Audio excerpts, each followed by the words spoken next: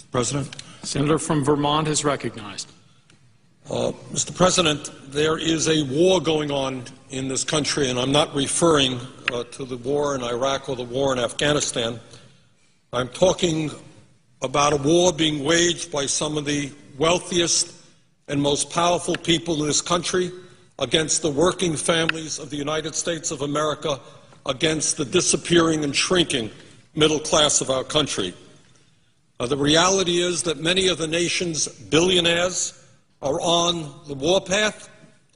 They want more, more, more. Their greed has no end, and apparently there is very little concern for our country or for the people of this country if it gets in the way of the accumulation of more and more wealth and more power. Mr. President, in the year 2007, the top 1% of all income earners in the United States made 23.5% of all income. Top 1% earned 23.5% of all income, more than the entire bottom 50%. That's apparently not enough. The percentage of income going to the top 1% nearly tripled since the 1970s.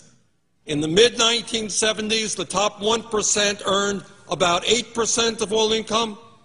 In the 1980s, that figure jumped to 14%. In the late 1990s, that 1% earned about 19%. And today, as the middle class collapses, top 1% earns 23.5% of all income, more than the bottom 50%. Today, if you can believe it, the top 1/10 of 1% earns about 12 cents of every dollar earned in America. So we talk about a lot of things on the floor of the Senate, but somehow we forget to talk about the reality of who is winning in this economy and who is losing. And it is very clear to anyone who spends 2 minutes studying the issue that the people on top are doing extraordinarily well at the same time as the middle class is collapsing and poverty is increasing. Mr. President, if you can believe this, many people out there are angry. They're wondering what's happening to their own income, to their lives, to the lives of their kids. Since between 1980 and 2005, 80% of all new income created in this country went to the top 1%. 80% of all new income. And that's why people are wondering and asking, what's going on in my life? How come I'm working longer hours for lower wages? How come I'm worrying about whether my kids will have as good a standard of living as I've had?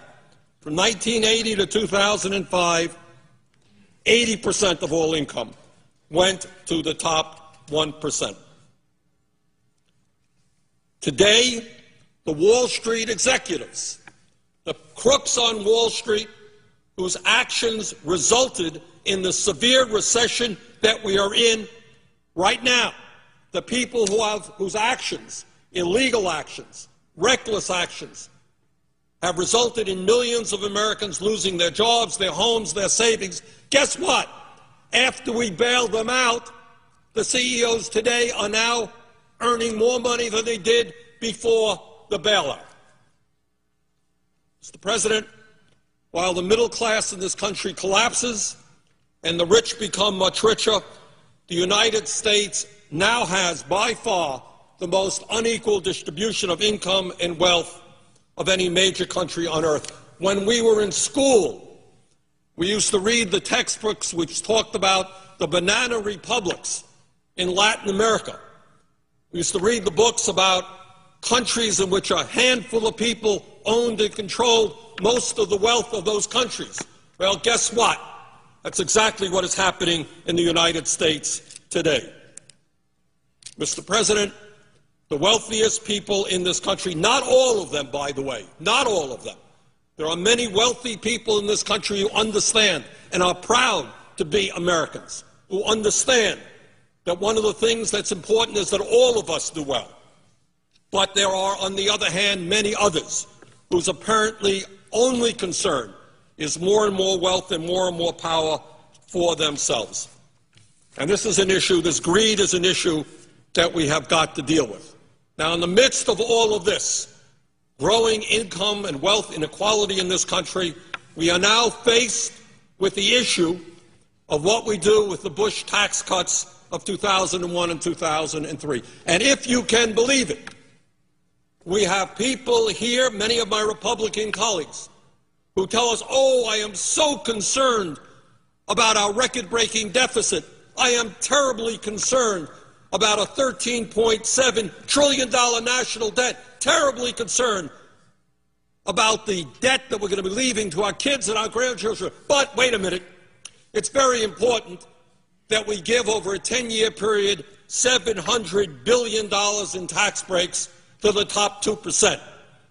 Oh, yeah, we're concerned about the debt, we're concerned about the deficit, but we are more concerned that millionaires, people who earn at least $1 million a year or more, get on average $100,000 a year in tax breaks. So you got a $13.7 trillion national debt growing. You got growing income inequality, top 1% earning more income than the bottom 50%.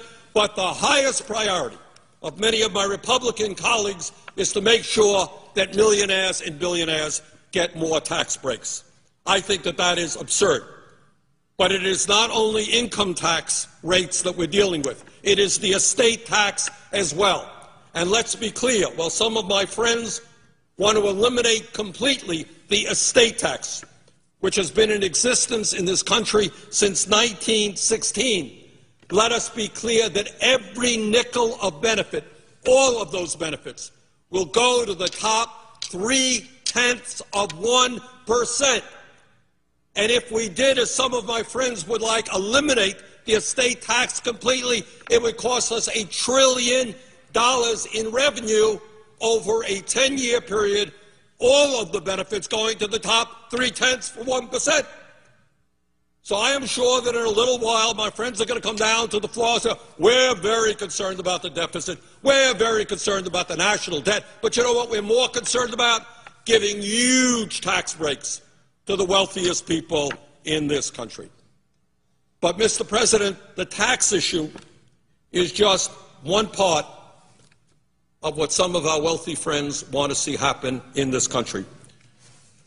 The reality is that many of these folks want to bring the United States back to where we were in the 1920s.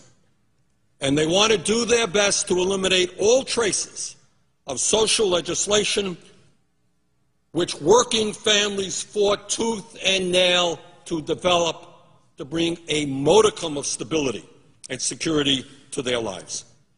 There are people out there, not all, but there are some who want to privatize or completely eliminate Social Security.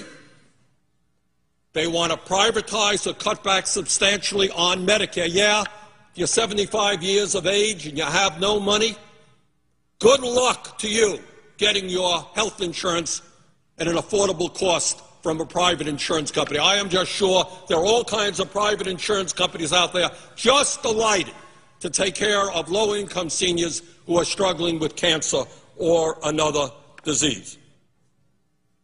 Mr. President, furthermore, there are corporate leaders out there and many members of Congress who not only want to continue, they want to expand our disastrous trade policies. My wife and I went shopping the other day, started our Christmas shopping.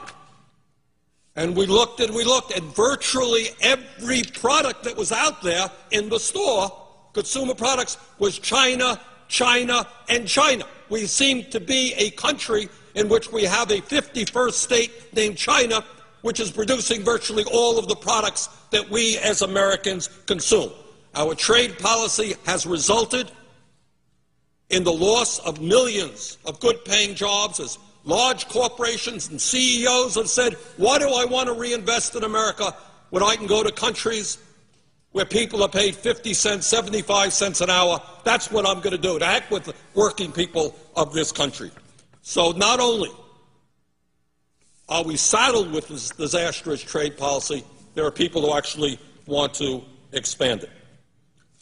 Now, one of the things that we're going to see going on is that while we struggle with a record-breaking deficit and a large national debt caused by the wars in Iraq and Afghanistan, caused by tax breaks for the wealthy, caused by an unpaid-for Medicare Part D prescription drug program, caused by the Wall Street bailout, driving up the deficit, driving up the national debt. That some people can say, oh, my goodness, we got all of those expenses, and then we got to give tax breaks to millionaires and billionaires, but we want to balance the budget.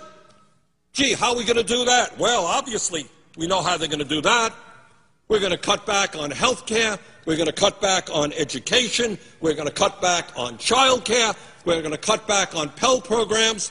We just don't have enough money for working families and their needs. We're going to cut back on food stamps. We're surely not going to expand unemployment compensation. We got a higher priority, Mr. President. We have got to give tax breaks to billionaires. I mean, that's what this whole place is about, isn't it? They fund the campaigns. They get what's due them. Mr. President, amazingly enough, we have our friends on Wall Street, the CEOs of the large financial institutions. They want to rescind or slow down many of the provisions, the very modest provisions in the financial reform bill. I voted for the financial reform bill, but I will tell you clearly it did not go anywhere near far enough, but it went too far for our Wall Street friends and their lobbyists who are all over here. And for the hundreds of millions of dollars Wall Street spends on this place, they want to rescind, slow down some of the reforms there. These people want to cut back on the powers of the EPA and the Department of Energy so that ExxonMobil can remain the most profitable corporation in world history, while oil and coal companies continue to pollute our air and our water. Last year, ExxonMobil made $19 billion in profit. Guess what? They paid zero in taxes. They got a $156 million refund from the IRS. I guess that's not good enough. We've got to give the oil companies even more tax breaks. So, Mr. President, I think that's where we are. We've got to own up to it. There is a war going on. The middle class is struggling for existence, and they're taking on some of the wealthiest and most powerful forces in the world whose greed has no end. And if we don't begin to stand together and start representing those families, there will not be a middle class in this country. Mr. President, with that, I would yield the floor. President. Senator from